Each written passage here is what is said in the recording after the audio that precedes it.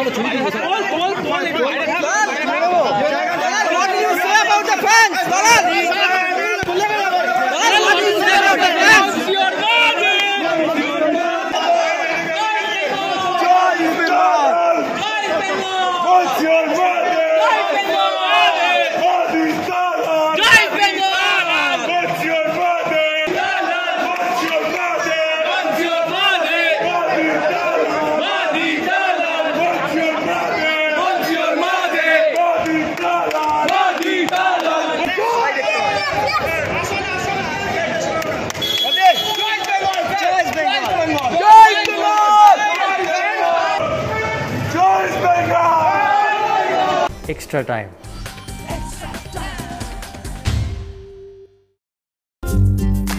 Latest news আর exclusive ভিডিওর সঙ্গে update থাকতে এখনই সাবস্ক্রাইব করুন আমাদের ইউটিউব চ্যানেল। বেল আইকনে ক্লিক করতে ভুলবেন না যেন।